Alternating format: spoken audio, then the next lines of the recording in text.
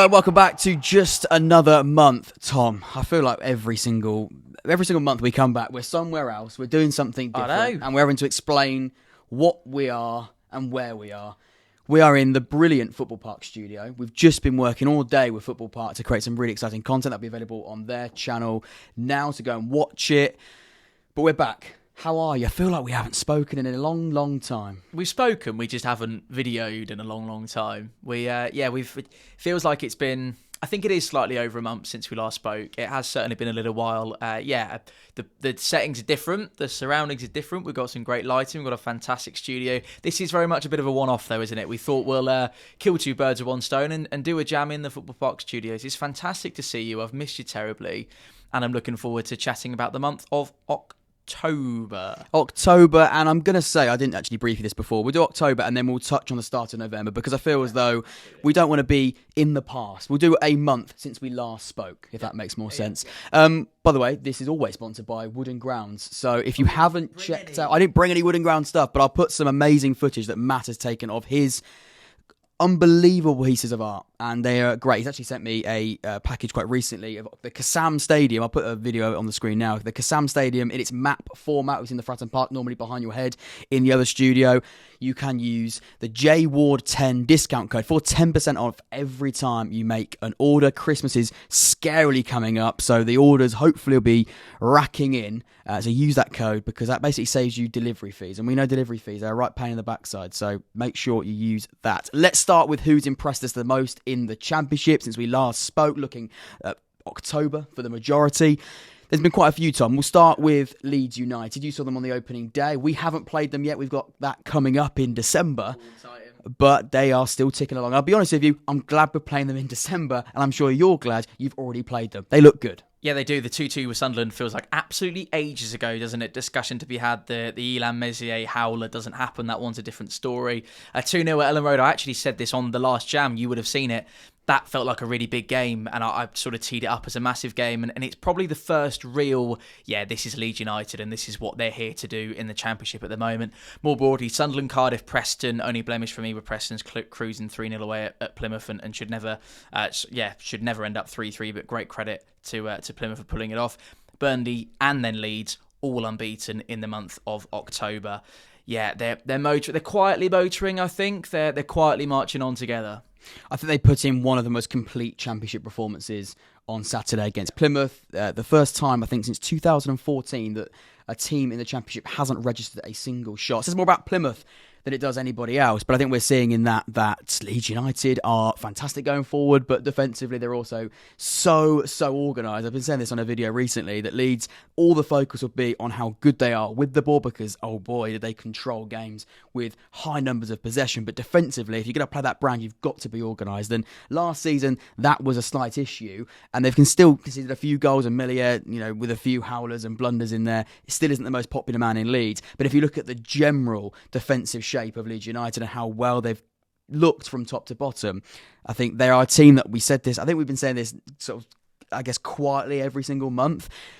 They start getting a run, they start going on a bit of a roll, and this Championship season is going to get very, very difficult for a lot of teams, and pretty much every opposition that faces Leeds, especially at home at Ellen Road, they've been phenomenal.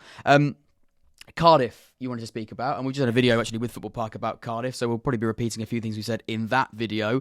But Cardiff, in impressive, that's not a typo, because in the last couple of weeks they've been automatically put in the underwhelming category, but they've changed their fortunes. Bullet is gone, and the caretaker manager has really turned things around, and he needed to, because it looked doom and gloom at Cardiff. It did, yeah. They are in form. They are the in-form Championship side at the moment, and Omar Riz has done an incredible job since Bullet. They bit the Bullet, parted company with, and when I went up there a couple of weeks ago, they looked a serious side. They looked an imperially good side, and I was pretty shocked by the start they'd had to the season. Let's not get it wrong that Pompey made it absolutely no stretch for them whatsoever and made them look like prime Barcelona, in all honesty, and all the Pompey fans that were there that night, of which I'm sure a few of them are watching, will probably say the same. Having said that, look, El Ghazi, Tanner, Colwell, Robinson, what I sometimes refer to as the four ahead of the ball, they look fantastic and absolutely spot on that night. They've all contributed at least a goal, and in some cases many goals and an assist. They're all working together, Jack, and they've woken up.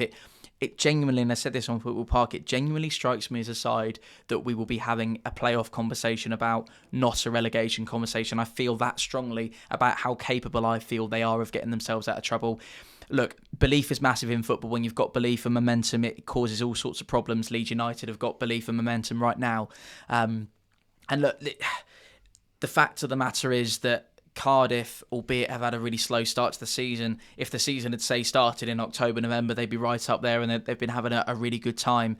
When you're motoring, when things are going your way, stuff happens, and stuff is happening for Cardiff. And I genuinely think they've got a real shot at getting themselves properly out of trouble and actually realising what the squad is capable of, because that squad is capable of a lot. And the last thing I'll say on Cardiff and about the belief is, it did obviously take the new manager or the interim manager coming in and taking charge to instill the belief and confidence, but it's a good squad. It's a really good squad, and I mentioned the names there, and I think that it's a squad that just took a bit of shaking, a bit of a realisation that you are really talented players. Callum O'Dowda, who is, a real senior voice in that dressing room, wants the interim manager to stay. I'm sure a lot of Cardiff fans want the interim manager to stay, and I'm sure he probably will. I think he has to. He's one of those players, managers and now players that they are aligned perfectly. And you don't want to break that alignment. It'd be such a gamble now to go, no, we're going to bring in somebody new, because it's just too easy for stick from a ball perspective now. It would be just, you are walking into a lose-lose situation, other than you bring somebody else in who continues the form. But why do that when you've got that body of evidence that suggests that they're in a really, really good place? Millwall as well have really, really impressed me. They've won now 3 games on the spin, and you look at the wins in there, they couldn't be more Neil Harris good day. 3 1-0 wins on the trot, and before that a 1-1 draw, a 0-0 draw, and a 1-0 defeat. So although the form wasn't great, they were losing games, or losing a game by just a single goal, and drawing games in such tight fashion, and now they're winning games tight as well. It's very Neil Harris. If we expected Millwall to pick up form after a pretty turbulent start to the season, you would say that winning games in the fine margins was the way they were going to go about it, and that's exactly what they're doing. Really impressive, Millwall. Can I add one thing on Millwall as a footnote? You give Scott Parker lots of money, he gets the club promoted. You give Neil Harris a proper football club, he provides you the magic. I thought that's a brilliant quote that I saw this week, and I really, really like it. And he's given that place, but he's Mr. Millwall, isn't he? And absolutely, Neil Harris and Millwall going hand in hand, winning games, doing well, getting the results they need, getting over the line. It's a massive result for them at the weekend just gone against a, you dichotomising between get that in the jam, between Scott Parker and Neil Harris, and you've got a manager that is completely abject, dejected from a fan base right now, versus Mr. Millwall, who's got them firing, got them getting the results and the points that they need. And yeah, it's been a great October. They're going great guns right now. Long may it continue from a Millwall point of view. Final thing on positivity. Are we looking at, Burnley make up 4th position? And we're not quite sure on Burnley. Maybe we'll touch on that a little bit in the less impressive category, or as we call it, the underwhelming category. Watford, we're still not quite sure what they are. Look good though in the last couple of games. West Brom are just drawing every single week. Millwall are picking up form, and it's so tight. Are we looking at, and again, we're 13 games in, this is going to receive a little bit of backlash, I imagine, but it's a bloody good title. Sunderland, Leeds, Sheffield United. Could we be looking at a 3-horse race for the Championship's top 2 positions? Because they're the 3 right now people are most comfortable in saying are consistently the best teams in this league. I would build on that and say that Sunderland are right now the only side that are, for me, grabbing the bull by the horns and making a real fist of this. Leeds getting there, yes. I think the 3-horse race is a good argument, and the reason why it is because the rest of the Championship is so tightly packed. You look at the bottom, I think it's 9 or 10 sides, they're separated by 6 points at the time of recording. That's a 9-10 horse race. And then you look at the top end, you've got a real cluster of teams at the moment, a very small cluster of teams that are looking like they're going to be top end of the Championship come the end of the season. But you're right, taint that with a little bit of caution. Yes, we're 13 games in, but there is a crop right now, isn't there? An emerging pack, if you will, Jack, of those front couple of teams. Although between Sheffield United and Burnley is only 2 points right now. I certainly see Sunderland as, yes, a top-end side that look like they are going to remain a top-end side for the rest of the season. I see Leeds joining him in that argument. Sheffield United look like an absolute beast of an animal when they're firing. minus 2 deduction at the start of the That's season. so impressive. And you could argue, Sheffield United and Burnley joint bottom in terms of goals conceded, which is a really positive metric. They've only let in 6 all season. It's pretty good going. It is really good going. Let's bring some negativity to the show. Okay, one more thing. Beyond that, Sheffield United have conceded 6 in 3rd place. Burnley have conceded 6 in 4th place. Watford have conceded 21 in 5th place. This league is... How outrageous is the Championship, ladies and gents? We sort of came into this, and we've been in League One for a long time. All of our content's been about League One. And we also... I think as the easy thing to say sometimes as content creators is... You just can't predict it. You just don't quite know what's going to happen. But until you then start really seeing it all come together, you start sort of looking at these different details and going, this is absolutely bizarre. Swansea City have scored 10 goals, conceded 9. They're in 12th. Again, Watford, they've scored 22. They've conceded 21. They've got a -1 goal difference, and they're sat in 5th. The team in 10th, like Norwich, have got a -5 goal difference, yet they're sat in 10th. It is just bizarre. But yeah, I think the 3-horse race is an interesting conversation. Let us know in the comments down below if you're a Sunderland, Leeds or Sheffield United fan. Do you feel as though you're the most comfortable in the Championship? I think it's very, very early. However, sometimes the ones that you feel most confident talking about and the ones that are consistently showing that they can get results at this level are the ones that maybe you sort of draw yourself to. And at the moment, those 3 are the most solid. I'm not so comfortable about the others because they've been really good, but you don't quite know what's going to come next. Welcome to the Championship. When we look at the underwhelming teams, like I said, we'll bring a bit of negativity into the show. Said nobody ever. Don't normally ever hear presenters say, let's talk about some bad things. Negativity sells. It does in sell. The Championship, it does sell. Tom, you've seen QPR play. You beat QPR. The only win that Pompey have got this season. Thanks, They mate. weren't great. You weren't great, but you won the game. Do you know what? Getting on the right side of tight games, I think, is hopefully going to be a cornerstone of what we go on to achieve. And I know that's maybe clutching, but the fact that it was 2, you're right, poor sides, 2 really poor sides, 2 of the bottom sides in the Championship at the time. It was second from bottom versus bottom at the time that the game, I think it might have been, or maybe it was second against third from bottom. Definitely 2 sides that were in the relegation zone before the game kicked off and remained so, I think, after the full-time whistle. I listened to Marty Cifuentes' post-match after our first win of the season against them, as you mentioned, and only a couple of weeks ago, but it felt like light years ago. He speaks well. He spoke like a man in control of a team that, yes, was underperforming on the day. I felt simply caught on the wrong end of a result of a pretty poor contest. And I'm going to hit on something that he smacked right on the head. Was he said, football is all about mistakes. And it struck a chord with me, and I thought, yeah, particularly at the bottom end of the Championship, I can see where you're coming from, Marty. And if a team can out-mistake you at the bottom end, that feels particularly resonant. And then they rock up at Turf Moor, offer very little and get away with a point. And it maybe comes back to the Burnley conversation, but back to last season, really, I think it's what QPR were, which is be a side that's hard to beat again and keep a clean sheet. Is that a stable door, horse-bolted kind of moment for Marty? We shall see with time. And yes, they're right at the bottom. Yeah, yes, they're 3 straight draws, but those draws have come a 1-1 QPR, a 0-0 Burnley, and a 0-0 Sunderland. Like, I'm not being funny. If you're going to have draws, they're good draws to have, aren't they? It's the fact that you can't back it up with wins. No, you can't. That's the frustrating element to it. But you can draw those. Drawing those games, I would have absolutely no problem with in isolation as a QPR fan right now.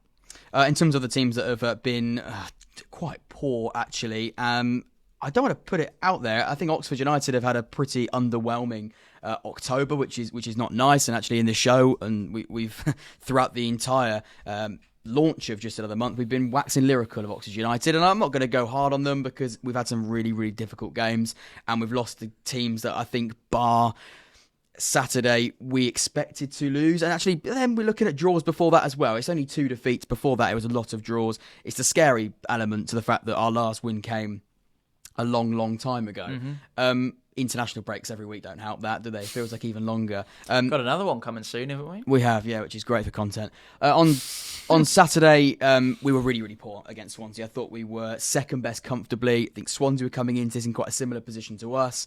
They were quite patchy, clearly really good on the ball, but their goal scoring record was, actually woeful. They didn't score a single goal in October. So if we're looking solely at October, Swansea wouldn't have a great record. And they still haven't been fantastic, but amazing what a win can do on Saturday. But yeah, frustrated with Oxford. Injuries have played a massive part in that. I think we are now adjusting to life in the Championship in the harsher sense. But again, if you look at the draws before that, they were very, very handy draws. The defeats are frustrating. I'd say Norwich as well, amazing. They were so strong, and we were saying some wonderful things about Norwich. The last 4 games, though, haven't won a game. As for Blackburn Rovers, again, haven't won a game in their last 3, 2 defeats in there as well. West Brom just can't stop drawing. They look like a team that were going to sail off into the distance when they played you. They couldn't stop winning, and now we're looking at plenty of draws. Plymouth and Luton still don't look great. I know they're making up 21st and 22nd. It's easy to go down to the bottom of the table, not maybe rock bottom. But Luton and Plymouth have been really, really underwhelming in the last month or so, and Luton in particular, because we had such high hopes for Luton, didn't we? We did, yeah, and I felt that, I very much felt when we saw them in the 0-0 at Fratton Park that I thought, wow, that's a really good point against a side that, yes, okay, maybe hadn't started the season brilliantly, but when I saw they went down to 10 men and they sat in and did exactly what they did in the Premier League really well all of last season, which was just defend with your lives, sit 10 men behind the ball and just completely shut off and compact and just really pack that pitch. Now, the more I think about it, the more I realise, well, maybe that's an opportunity missed from a Pompey point of view and not a positive on our behalf because of how poorly the rest of their start to the season has been. Rob Edwards is a man under pressure. He's a man that looked completely unsackable a very short time ago. We've talked about the stock market of managers, haven't we, on a number of occasions? And I think Rob Edwards is a man that really falls under that. He was very much a man on the up, took his side to the Premier League and has now come back down and is feeling the pressure. We've spoken about managers in the past jumping ship when their stocks are high, and then all of a sudden you only need to fast forward a couple of months maybe into the next job and the stock's fallen through the floor. So yeah, Luton aren't quite hitting the spot right now. It's bizarre. We ranked a load of Championship, and for legal reasons that was ranked with an R. We ranked a load of players and put them in an 11 that and a bottom half 11 earlier on today on Football Park, and it felt really weird and it almost felt like a cheat code being able to put Luton players in that side. And we had Carlton Morris and we had I only called him Lee Doughty, then that's a referee, Alfie Doughty, which feels bizarre to put Luton players in a bottom half Championship 11, but it's where they are right now. When it comes to new boys, we'll skip Oxford United because I think we've done the work on them. Do we have to do new boys? Yeah, I think we probably do. I think Derby, again, we'll come to Derby actually first before we come to Portsmouth. Derby's last 4 games have been quite frustrating. They haven't won a game. If you look at the draws in there, they are quite handy draws. Millwall versus Derby stunk of a draw anyway, to be honest, and that was one apiece. We drew to them. First half, I thought they were absolutely terrible. Second half, they were much better and won the half. Really good draw against Hull City. I think that's a good point. A defeat at the weekend against Stoke, which isn't so good. Yeah. I think Derby is sort of settling as to where they are now. They had a really, really strong start, similar to Oxford. But again, the new boys, there's always momentum when you get promoted, and then sometimes teams then work a little bit harder to sort of see what you're so good at and what you're not so good at, and that's when your season can change a little bit and that rhythm can go. But Derby is still 14th. They're still in a strong place. They're still earning the points in the same way as they were anyway, because they're a very, very well organised, strong, robust unit managed by Paul Warne. I'm not worried about Derby whatsoever. The result on Saturday wasn't great, but again, it was a fine margin defeat. I will just briefly chat on Borja Sainz, who I think we need to mention, who is absolutely rocking and rolling. There is no player in England's top 4 tiers that has scored more league goals than him this season. He's 11 now, and he's level with Erling Haaland. I think he deserves a massive shout out. I wanted to mention Terry Devlin as well, a very small brief mention on him. I don't know if you don't really look at your EFL fantasy, do you? But there was a round of Saturday for his rock bottom of our T-Flop fantasy league, by the way, folks.